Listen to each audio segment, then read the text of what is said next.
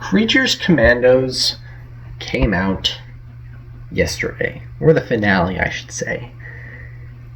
And my last few videos, I have very much given hints of how I felt about it, and more or less it was mwah. If you don't know what Creatures Commandos is, it was the first official installment into the new DCU or DC universe, or DC Cinematic Universe. It is a rated TVMA, which means it's probably like a rated R type of movie, on TV show on Max. It's about the monstrous versions of the Suicide Squad on a mission. That's the whole series. So today I will be reviewing the whole of Season 1, and just like all my other reviews, I will be doing a spoiler-free version before I do the spoiler version.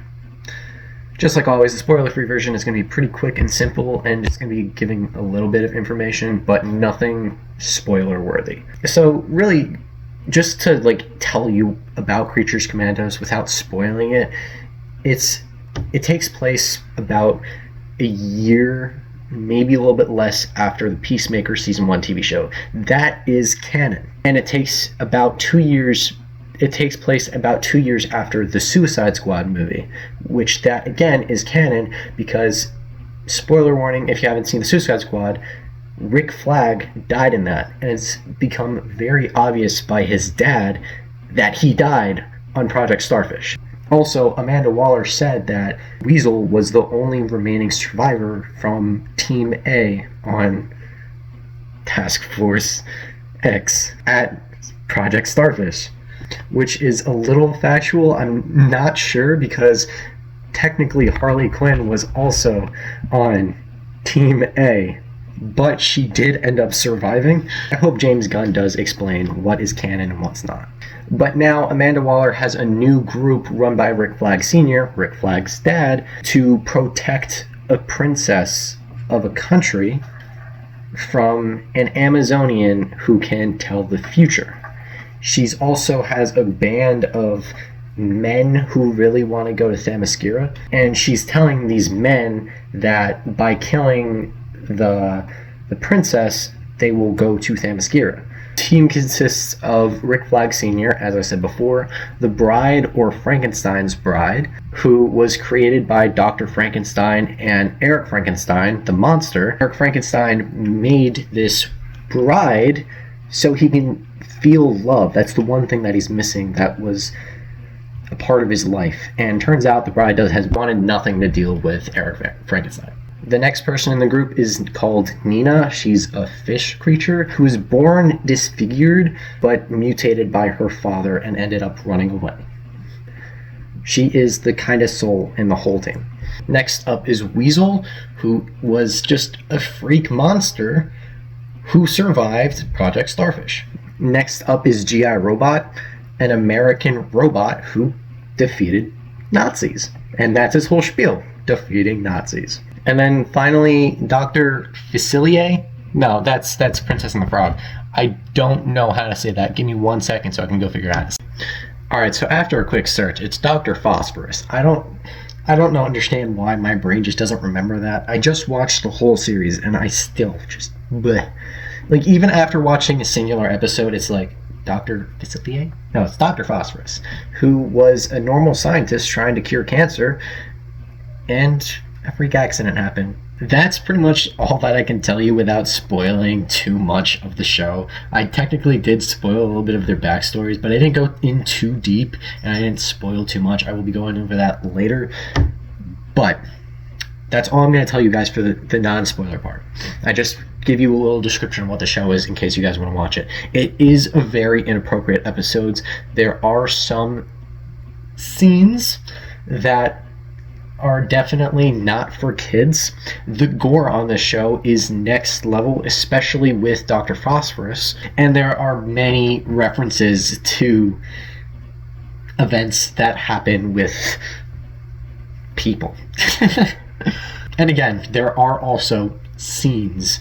There's one that is heard of with Rick Flags Sr., and there is one that is partially shown with The Bride. But all in all, this show was next level, a great introduction to our new DCU, and it was mind-blowing.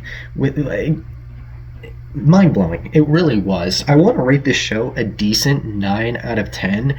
There were a few things that I didn't like, but those things were at a minimum. The surprise ending, though, however, was what really, like, wow.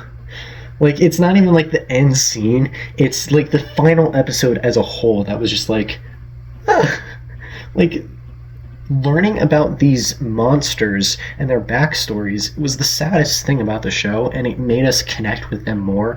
And I kind of do hope that there is a season 2, which they did hint at it towards the end of. But yeah, that was my non-spoiler review. It was a 9 out of 10. I'm going to be deep diving a little bit, and yeah. Alright, so for the spoiler version, episode 1 was where we got introduced into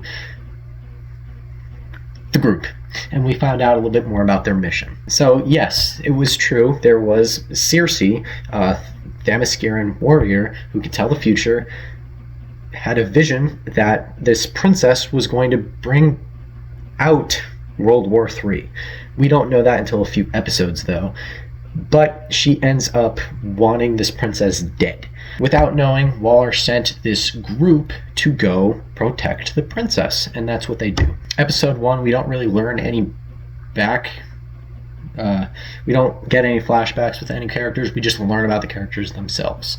Episode 2, however, is the actual attack that Circe does on the princess, and actually we find out that the princess is like deeply in love with Rick Flag Sr., and they end up doing it. We don't see anything, but we very much hear it, and there's a very funny scene where one of the guards goes up to the room and is like, "Where's the princess?" And Dr. Phosphorus is like, they're in there. And he's like, "Can I go see them?" And he says, "I'd give him about 30 seconds. He's pretty old, so maybe a minute." As you can hear everything going on, it's very funny. It's probably one of the funnier seasons of the...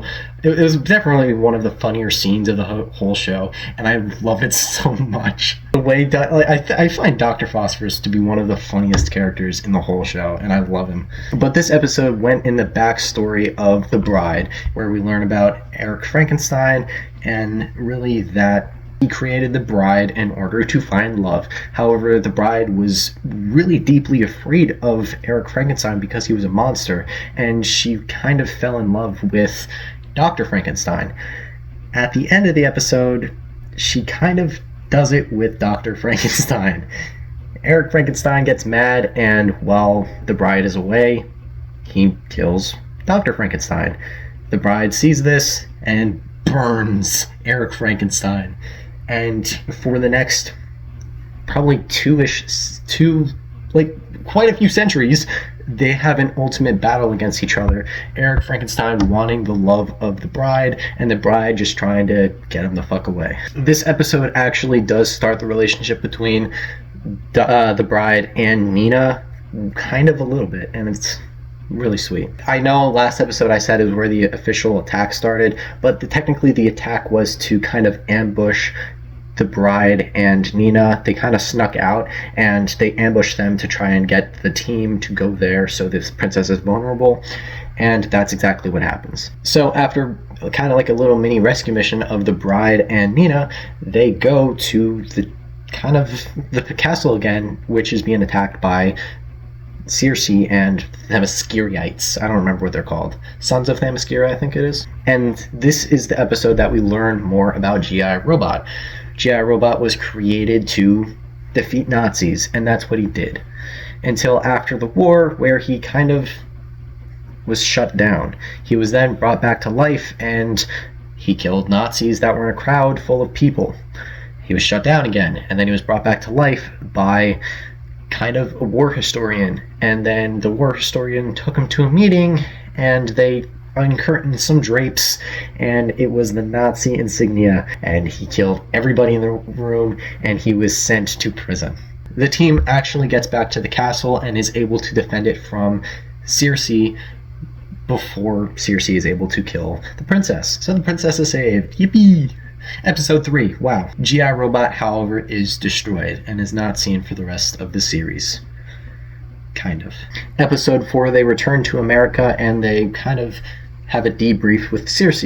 And that's when we learned that the princess is actually trying to start World War III. Rick Flag kind of has a little conundrum and he kind of dips. They actually bring in a professor actually to see if Circe is telling the truth, and the professor says yes. However, Rick Flag kind of sees a little bit through the professor and thinks that something's wrong, trying to find any information to see whether or not this Themysciran is lying. This Creature Commando's backstory is about Weasel. We also learn a bit about, he has like a little bit of a court case, and his actual name is John Doe, because he doesn't have a name, that's why. And I feel like his lawyer is so connected to him that she believes that he's not just a monster, he's more of a man, which is kind of true.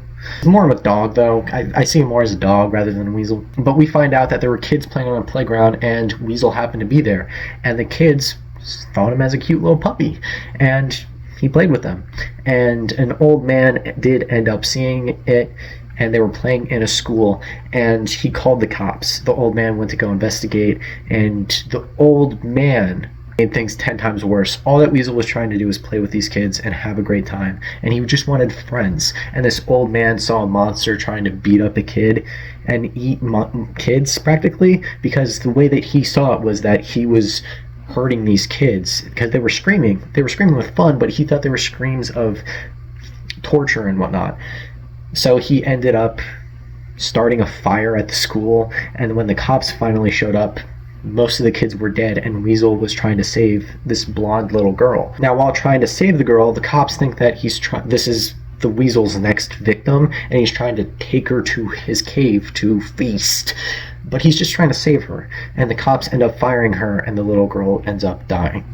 Weasel does end up getting arrested. I should also say, in the previous episodes, the princess does play fetch with Weasel, and the princess reminds Weasel of this little girl, and he kind of grew a little bit of an attachment. And Weasel is another very funny character, and I really love him. He's so adorable. It makes me so sad to see him like locked up when he was technically framed.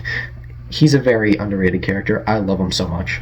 Episode 5 was about Rick Flag kind of like deep diving into, this doctor. And he has the help of Eric Frankenstein. Eric Frankenstein first attacks Rick Flag, thinking that Rick Flag and the bride are now a thing, but he ends up reiterating, no.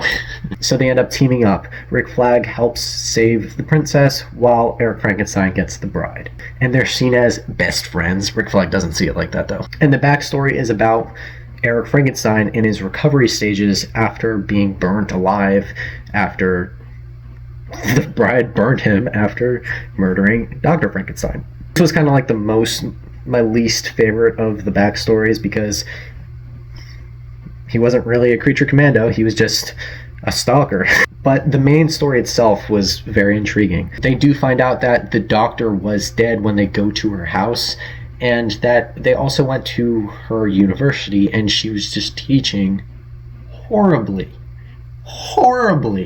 But they end up going to her house and they see her dead body, her corpse. They go downstairs and she is home, and she starts playing Mortal Kombat, which I found to be a little funny. Then the doctor turns into Clayface, the Batman villain, and they end up having a big fight, and Clayface is defeated. I don't think he's dead, though. And Rick Flag is put in a coma. But before he does so, he ends up calling the princess, saying, hey, creature commandos are coming after you. Waller sends the creature commandos to go assassinate the princess, because she's going to start World War III. On their way to go assassinate the princess, they tell the military of this country that they are going to do another protection. But before they can arrive, they end up, the military do end up knowing, and the creature commandos are ambushed and separated. Episode 6 are about the creature commandos being separated, and its backstory is about Dr. Phosphorus. Dr. Phosphorus was originally just a man trying to cure cancer because his dad had cancer and his wife's mother had cancer. He also had a son. However, the people that were funding him, Rupert Thorne, I think his name was a really dirty guy. And not like inappropriate, but he was a mob boss. And he was withholding some information from his mob boss because they were bad guys. The mob boss does end up finding out, murdering his whole family and framing him, and then puts him in the device that was supposed to cure cancer and ups it to like 1,000 and ends up incinerating him. Little do they know that he becomes the freak known as Dr. Phosphorus. He gets his revenge and he becomes the crime lord of Gotham. Batman does end up stopping him. We don't see Batman actually fighting him, but during a little dance number, we see Batman in the sky roof, and it was so cool. This episode, we also see, the rest of the Creature Commandos, and they kind of really try and survive in this city, and they do. And then at the end of the episode, they do end up meeting up. The series finale is when they make it back to the castle and they go to assassinate the princess. The backstory is about Nina, the fish-like creature. She was born with her lungs on the outside of her body, and her father was actually one of the best scientists in the world. For the first little bit of her life, she had to live in practically a box, but then he did a surgery but it went wrong and she turned into a fish where she can only breathe underwater. She ended up getting bullied so much that she just ran away. Years later, found in Star City, she was arrested, and her father went to the arresting site and was like, "Hey, this is my daughter. You can't be doing this. She didn't have water near her." He was trying to inform them, and he ended up hugging her, saying, "You were not a mistake. I love you." And he was shot and killed. This was another character that I sympathized with so much, and yet she's still not a monster, and she never murdered anybody. She was the kindest of the whole group, and it was great. While finding a way to get into the castle with the least amount of guards, because there's guards everywhere, because they know the Creature Commandos are coming sooner or later.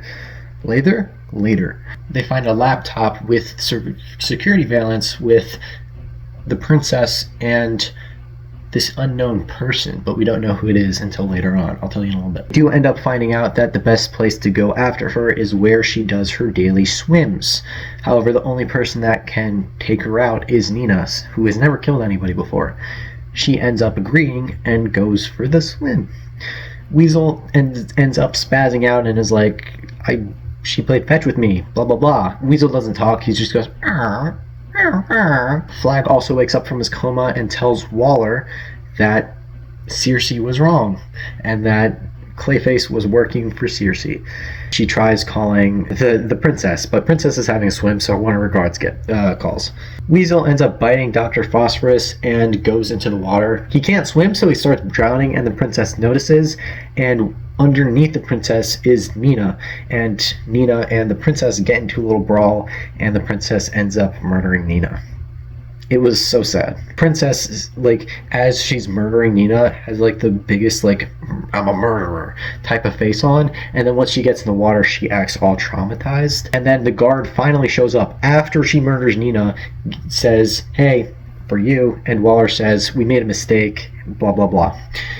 And the princess is all forgiving, mistakes happen, blah blah blah. Weasel is seen like a hero, and Dr. Phosphorus was like, "Why does he seem like a hero? He literally bit me." And they made the joke, "Would you rather be pet?" And he said, "Yeah, I'd like to be touched for the first time in 15 years, but I can't because I'll burn their hands off." Just something like that. It was a funny scene. The bride ends up leaving the room in which all the Creature Commandos were at and goes to see the princess. The princess reassures her that they were only doing their job, but sometimes orders get wrong. And the bride says, "I don't think the orders were wrong, and I really do think that you want to have world domination." She tells her plan that she saw the tape, which we find out that who was on the tape was Clayface, and that Clayface was working for the princess, not Circe, and that the princess has had spies in the United States this whole time, and the princess has been manipulating Colonel Rick Flag Sr. so that the whole Creatures Commandos could fall under her wing rather than America, and make her seem like the good person rather than her being the bad guy. And then the bride says, I'm not going to murder you for America. I'm not going to murder you for the world. I'm murdering you because you murdered my only friend," and then kills the princess. And then they all leave. And then the final shot is The Bride is now the leader of the Creature Commandos, and the Creature Commandos team is now Dr. Phosphorus, Nosferatu, Weasel, the mummy guy, I forget his name, King Shark, and G.I. Robot's alive. And we also do find out that Eric Frankenstein is alive. I forgot to say, but in the final episode, the Bride does end up shooting Eric Frankenstein, because Eric Frankenstein does end up like showing up and seeing her, and she's like, what? But he is alive. That was all of Creatures Commandos. Every episode was amazing. Again, I think I didn't like the Eric Frankenstein episode as much because I didn't really connect with his story, and I feel like his backstory was more of a filler story. I feel like if they did Rick Flag's story instead, it would make a little bit more sense, but alas. I kind of had a feeling that the princess was going to be evil all along, and I'm kind of happy that I was right. They really did a great job setting up for a season 2, if there is a season 2. I really enjoyed this series. As I said earlier, this was an amazing 9 out of 10. And if you guys have seen it, I want to know how you guys felt about it. There were also, I forgot to mention, but Gorilla Grodd did end up showing up in the vision in which the princess did take over the world, so that was pretty cool as well. Again, this TV show is not for kids. There are a lot of wrong situations in the show. But anyways, well, how did you guys enjoy this show, if you guys watched it, or how did you guys like this breakdown? Did you think it was reasonable or not? Anyways, thank you guys for watching. Like, subscribe, comment, share, post notifications on if you guys enjoyed. But anyways, I'll see you guys in the next video or whatever. Please, if you guys want to hear me talk about my Instagram or really my new channel trailer, go check out my other video that came out earlier today. And yeah, but anyways, thank you guys for watching. Peace out.